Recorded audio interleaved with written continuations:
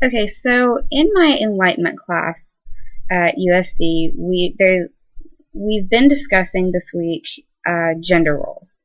We've read a piece by Judith Butler about her gender theory, and then we've read a couple of poems by Jonathan Swift and kind of analyzed them in that light with gender roles. And just to kind of, I guess, summarize a little bit, I'm mostly going to be talking about Judith Butler's opinions here. She believes that gender roles are completely socially constructed. There's nothing at all that's biological about gender. Now, it's important here, in my opinion, to separate gender and sex. Sex is what you are biologically, what you're characterized as based solely on your genitalia and all of your other physical features. Gender, on the other hand, is what you perceived yourself to be. It's a more internalized maleness or femaleness. But that aside, Judith Butler believes that gender is completely socially constructed, and it doesn't really matter how feminine or masculine you are. Gender is just something that we've kind of made up in our minds to categorize people, right? So my question with this is it wrong for us to have different ideas of masculinity and femininity?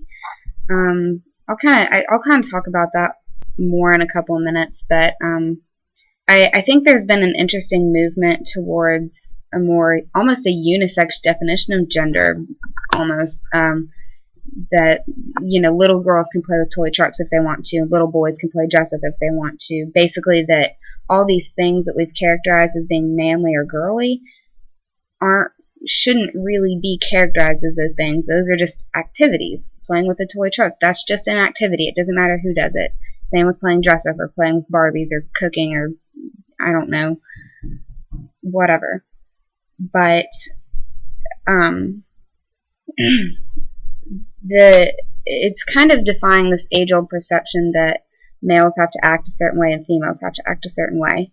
And it's become very clear in the media. I have two little sisters, and when I watch them watch these Disney TV shows or whatever that are showing these girls who are more tomboy-like, or these guys who like more feminine things like makeup or something, it's just an interesting concept. Anyway, I think this is a really interesting message to display to kids now, that you can kind of defy that male or female social construct. And I think it's important because it speaks to the whole be true to yourself idea. But at the same time, it's a double-edged sword, because while you're portraying all of these good ideas about everyone accepting everyone else for what they like to do and who they are, it's hard because you've got all these other outlets that are portraying these age-old perceptions of what male and female is. So you've got these two conflicting ideas that are competing with each other in the media and in our social perceptions, and it's kind of, I would imagine that it's very difficult for kids to see through that. So my question is, should we keep trying to change this perspective of the people? I mean, is it wrong to have a girly and a manly? Is it wrong to separate that difference between masculine and feminine? In my opinion, no. I think that it's perfectly okay to have masculine and feminine. And yes, it might be completely a social construct, but I think it's okay to have that social construct.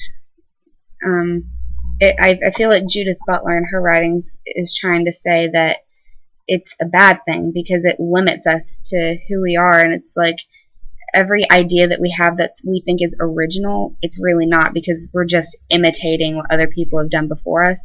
And it's the same thing with gender. You're not really developing your own gender. You're just imitating what everyone else wants you to do.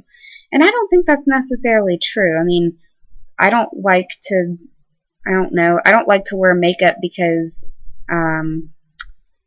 I'm supposed to, because I'm a girl. I like to do it because it's part of a daily routine. Now, why did I develop that routine? That I don't know. I don't like to Okay, better example. I don't like to wear dresses because I'm supposed to because I'm a girl. I like to wear dresses because they're really flowy and they're really a lot more comfortable than blue jeans. And I don't know, they make me feel like I'm looking nice. I like to dress up. But I don't think that has anything to do with me being a girl. I mean, you know, guys can like to dress up too. So my whole point is male and female, masculine and feminine, it's not something that we should be combating. I think it's something that we should be embracing. And I don't mean embrace the restraints that society has put on us, but I mean just embracing who you are on the inside, as cheesy as that sounds. If you can embrace the things that you like to do, whether they're considered masculine or feminine, then what does it really matter what you call it? I mean, it's, I guess, easier for us to categorize things as male or female, but whether or not you actually consider yourself to be male or female, gender-wise, I mean, does it really matter? As long as you're doing what you like, who really cares? Leave a message in the comment section and let me know what you think. I'm really curious to know if anyone else actually agrees with me that it's okay to have this social construct of male and female. But anyway, thank you very much for watching, and I'll talk to you guys later.